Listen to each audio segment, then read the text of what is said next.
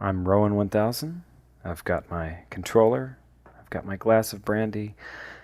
Let's take a trip back to the year 2000, the new millennium.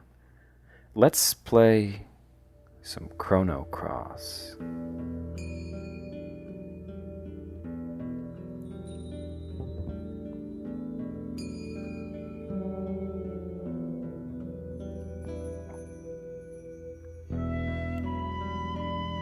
What was the start of all this? When did the cogs of fate begin to turn? Perhaps it's impossible to grasp that answer now, from deep within the flow of time.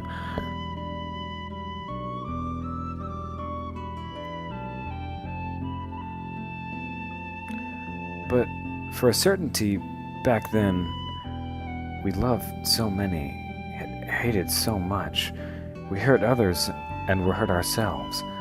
Yet even then, we ran like the wind, whilst our laughter echoed under cerulean skies.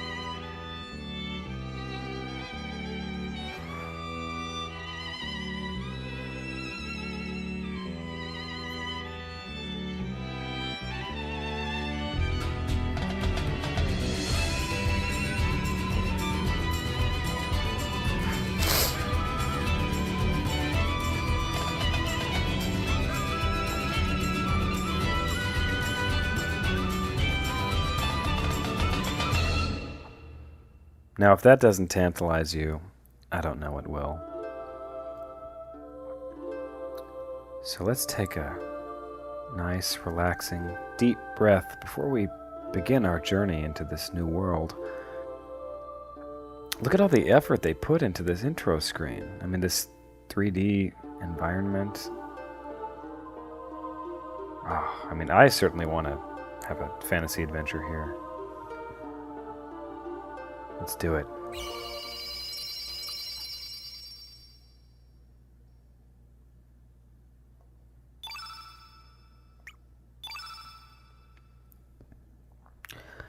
Okay, just a quick note.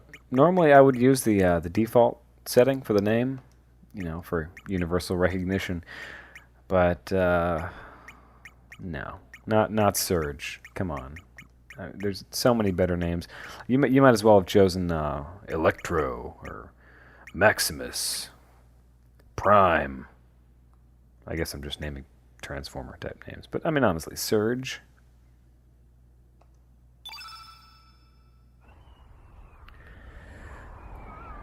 So, for those of you following at home, this is what our cinematics used to look like in the year 2000.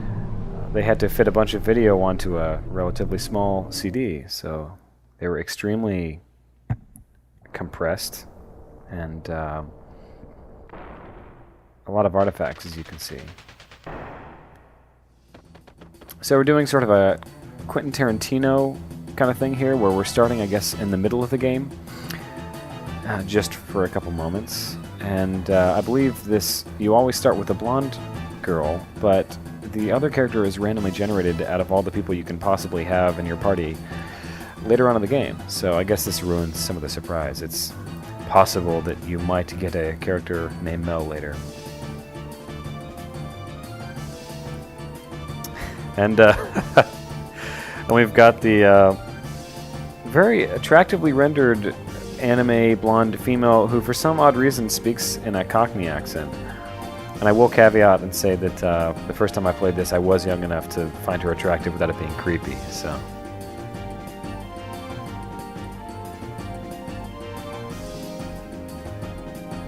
She's also a little bit off a rocker, that's okay. Let's do this.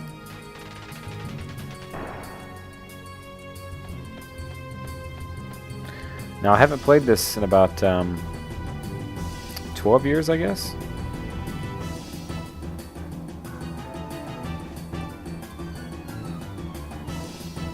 Some kind of switch? Bugger. So close and yet so far. Oh, I don't know whose idea it was to make her talk in a working class London underbelly sort of way. No offense meant to the working class in London. So we've got some sort of a shield or something that we gotta power down. I feel like this has been done before, but I can't quite place where that might be. Now, this is one of the things I really appreciate about the Chrono series, is that unlike certain fantasies of a more final nature, you don't have the random encounters where every 5 steps, you know, kind of a random number generator says, oh, time to fight. You can actually see the enemies, which means that if you're in a situation like this where we're not going to actually garner any of the experience from fighting because we're in a sort of a little intro setup, and here I just made a very poor decision. But anyway, you can avoid them, you know, which you can't do in many games. Might as well get a little battle sequence going here, just for show. Now this is an emulated copy, so apologies for not being a purist. It's just much easier to do it this way. Hopefully the idea, you know, the thought will be the thing that counts. We'll go for execution.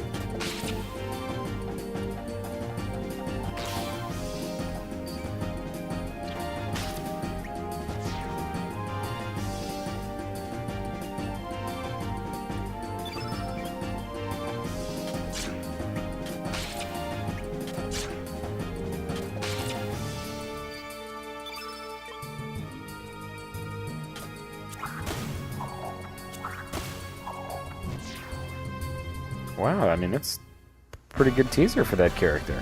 I might have to keep an eye out for her. I wonder if she's Australian and Mel is, you know, short for Melbourne or something. Sure, why not? Okay, so let's get back to that whole not fighting thing here. So we need to shut down the shields so that we can proceed with our quest. Still not ringing a bell. I feel like this has been done somewhere. I'm afraid the shields will be quite operational when your friends arrive.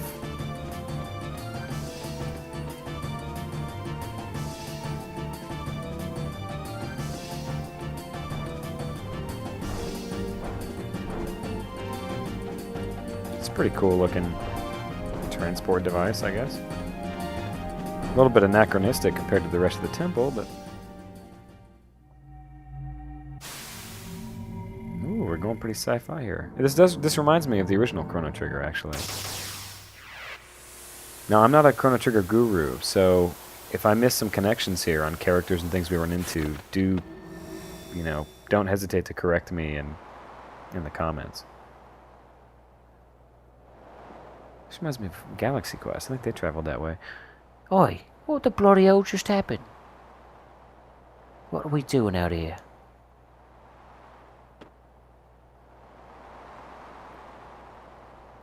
Whoa, bugger! We're so high up. Is this thing floating? It's like having my own personal chimney sweep with me on this adventure.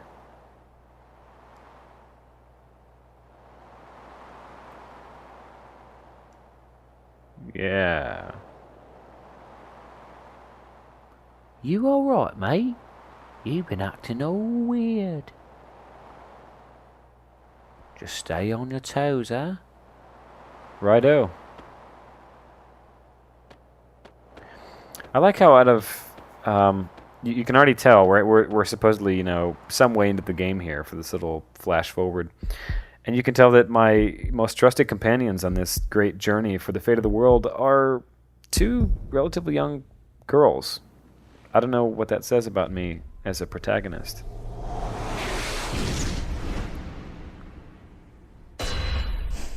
Oh dear.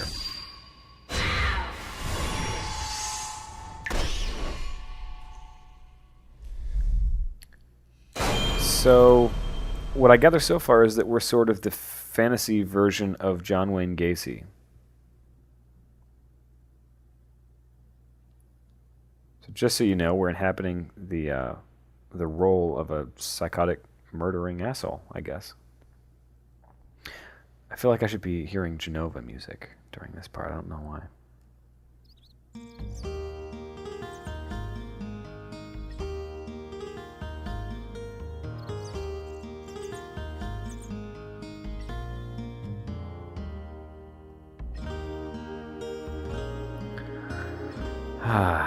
Okay, brand new day.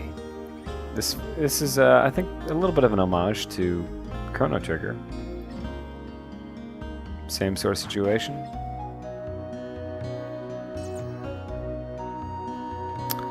I mean, look at the just the atmosphere here. It's very nice. I love the colors in this game. The aesthetics are very good. Buzz's life savings. Nah, we're good. We got a let's play to do here.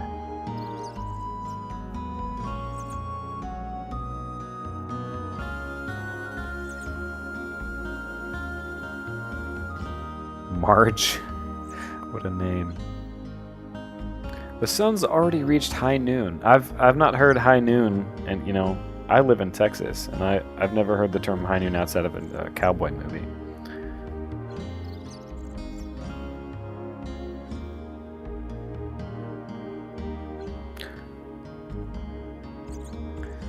So again, what we see of our hero, our main character here, is that he had a promise. He had promised to meet a girl, and he kind of slept through it. We kind of just slept in, you know.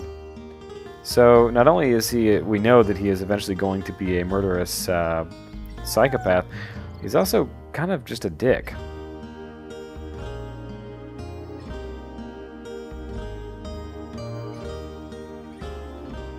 Okay, so I think we're going to go ahead and take a break here.